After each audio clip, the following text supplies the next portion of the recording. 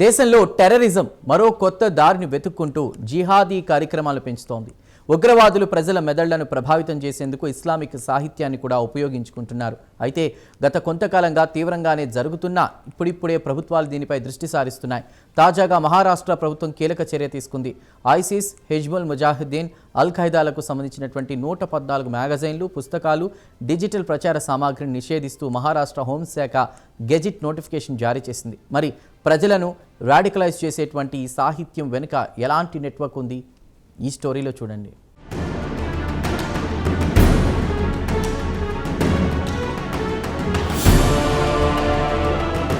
ఉగ్రవాదం ఏ ఫార్మెట్లో ఉన్నా అణిచెయ్యాల్సిందే. దాని రూపాలు పసిగట్టి అరికట్టకపోతే పెనుముప్పు పొంచి ఉందనే ఆందోళన వ్యక్తమవుతోంది. ఈ క్రమంలోనే మహారాష్ట్ర హోంశాఖ ఉగ్రవాద సాహిత్యాన్ని ప్రచారం చేస్తున్న పబ్లిషర్ల మీద వేటు వేస్తూ గెజిట్ నోటిఫికేషన్ జారీ చేసింది. భారతీయ నాగరిక సురక్షా సంహిత 2023లో సెక్షన్ 98/1 కింద లభించిన అధికారాలు వినియోగించుకుని మహారాష్ట్ర సర్కార్ ఈ చర్య తీసుకుంది.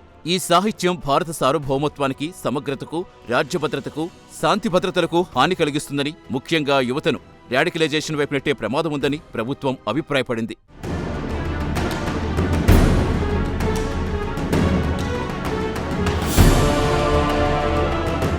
మహారాష్ట్ర సర్కార్ జారీ చేసిన జీవోలో మొత్తం 114 మ్యాగజైన్లు, పుస్తకాలు, డిజిటల్ ప్రచార సామాగ్రి ఉన్నాయి. వాటిలో 3 ప్రధాన ఉగ్రవాద సంస్థలకు సంబంధించిన సాహిత్యం ఉందని గమనించాలి. ఐసిస్ అనుబంధ ఆల్ అజైమ్ మీడియా ప్రచురించిన వాయిస్ ఆఫ్ ఖుర్షాన్ మ్యాగజైన్కి సంబంధించిన పలు సంచికలున్నాయి. Are you still sitting? Why should you join the Islamic State? నిడాయే ఖుర్షాన్ వంటి కరపత్రాలు, ఆల్ బయాన్ రేడియో ప్రసారం చేసిన తాహిద్ లెక్చర్స్ ఆడియో ప్రచార సామాగ్రి కూడా ఈ నిషేధిత జాబితాలో ఉన్నాయి. అలాగే హిజ్బుల్ ముజాహిద్దీన్ పీర్ పంజాల్ రెజిమెంట్ అనుబంధంగా ది రివల్యూషనరీ రెజర్గెన్స్ మ్యాగజైన్ 17 సంచికలు నిషేధిత జాబితాలుండడం గమనించాలి. మరోవైపు అల్ ఖైదా అనుబంధంగా కశ్మీర్ కిఫా, రెసిలెన్స్ అండ్ కరేజ్ 10 సంచికలు, ది సౌల్ ఆఫ్ రెసిస్టెన్స్ 7 సంచికలు, నవాయి గాజ్వా హై హింద్ 13 సంచికలు కూడా మహారాష్ట్ర ప్రభుత్వం నిషేధించింది.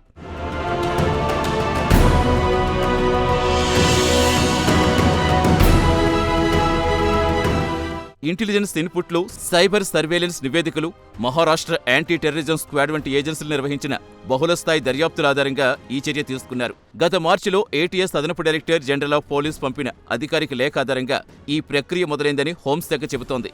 ఈ ఉత్తర్వుల ప్రకారం ఈ సాహిత్యం ముద్రించడం, ప్రచురించడం, పంపిణీ చేయటం, విక్రయించటం, ప్రదర్శించటం, భౌతికంగా లేదా డిజిటల్గా కలిగి ఉండటం, నిల్వ చేయటం ఇవన్నీ నిషేధం పరిధిలోకి వస్తాయి.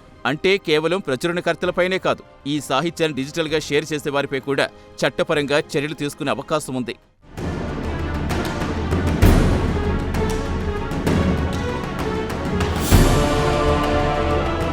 మహారాష్ట్ర సర్కార్ తీసుకున్న ఈ చర్య ద్వారా ఓ ముఖ్యమైన సంకేతం పంపుతోంది. తీవ్రవాద భావజాలం ఇకపై కేవలం సరిహద్దుల అవతల నుంచి కాదు, డిజిటల్ మాధ్యమాల ద్వారా నేరుగా యువత మెదళ్లలోకి చొచ్చుకుపోతుందని రాష్ట్ర ప్రభుత్వాలు గుర్తించాయి. కానీ ఇలాంటి నిషేధాలు కేవలం కాగితాలుగా పరిమితం కాకుండా డిజిటల్ స్పేస్లో వీటి వ్యాప్తిని ఎంత మేరకు అడ్డుకోగలమన్నదే అసలు సవాల్.